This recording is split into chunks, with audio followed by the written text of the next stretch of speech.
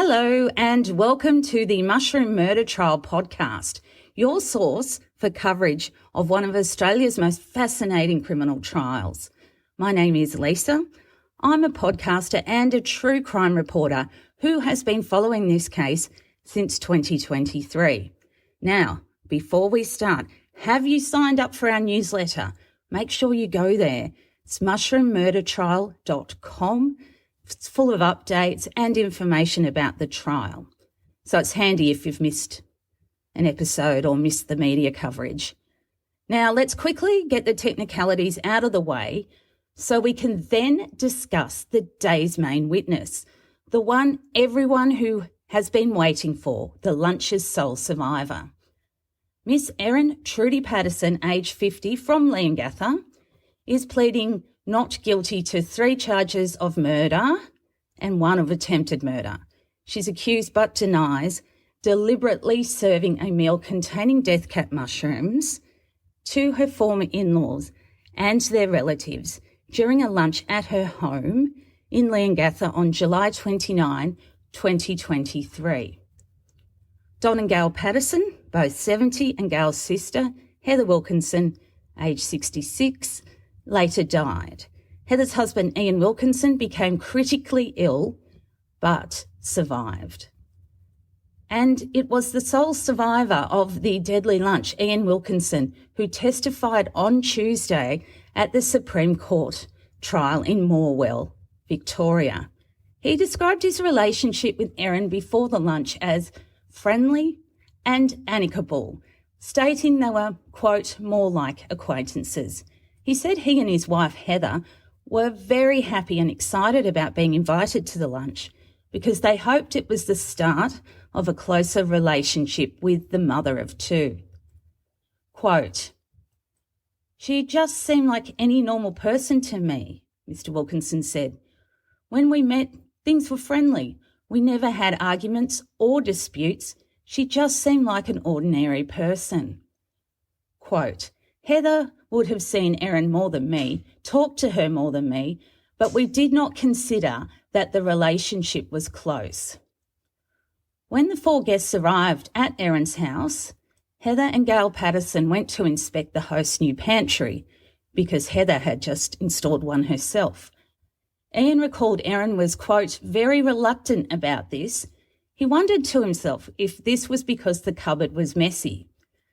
The group also went outside and inspected Erin's garden.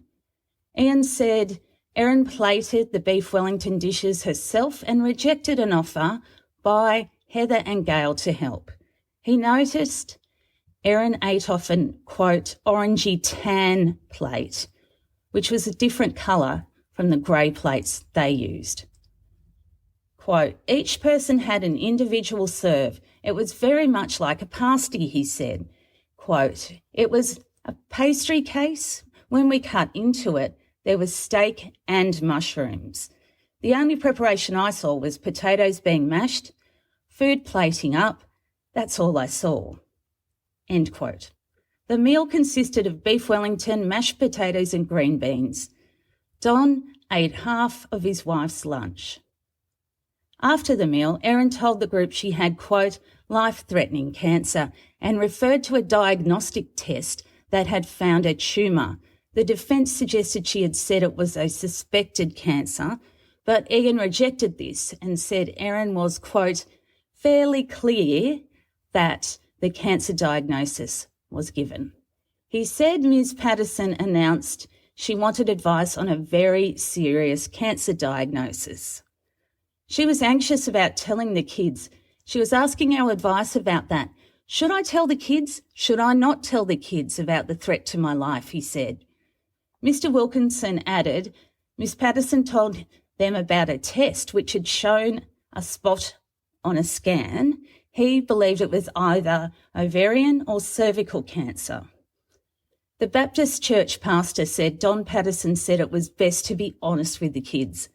I suggested that we pray, and I prayed a prayer asking for God's blessing on Erin, that she would get the treatment that she needed, that the kids would be okay, that she'd have the wisdom in how she told the kids. Mr. Wilkinson stated that he and his wife began feeling unwell later that evening. The next morning they went to Leongatha Hospital after being urged to do so by his nephew, Simon Patterson. He recalled that his wife repeatedly pointed out that Miss Patterson had used a plate of a different colour for herself during the meal. Initially, medical staff suspected their symptoms, vomiting and diarrhoea, were the result of a mass food poisoning. But the next day, the couple was suddenly woken and transferred to Dandenong Hospital in a hurry. A doctor told the couple that, quote, he'd had communication saying it was suspected mushroom poisoning. He was very frank, said Mr. Wilkinson. He said it was a serious situation. He said it was time-critical treatment available. The jury also heard that while Don and Gail Patterson, also at Dandenong Hospital, the toxicology department raised the possibility of death cap mushroom poisoning due to the delayed onset of symptoms. The last thing Ian Wilkinson remembers is being given a charcoal-infused drink inside the hospital for treatment. Meanwhile, Don Patterson had extremely high test readings when admitted to hospital, while Gail initially showed only mild signs of illness.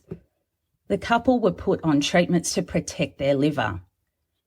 And that's all I have for you today. Until next time, I'm Lisa. This is the Mushroom Murder Trial podcast.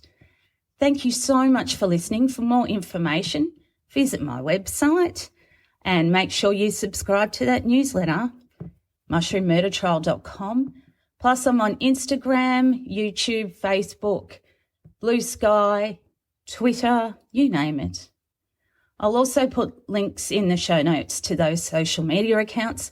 And if you're feeling like rewarding me for the thousands of hours I've spent on this work, I have a Buy Me a Coffee membership, which allows you to pay just $5 as a thanks if you can afford it. There's no necessary that you have to do it. And I get a coffee. This goes towards editing, studio hire, liability insurance, equipment, sound and voiceovers. Plus, there's exclusive membership material on the site just for you. Although I must say last week when I was in Melbourne and it was so busy, I probably needed gin more than coffee. But now we're back on track.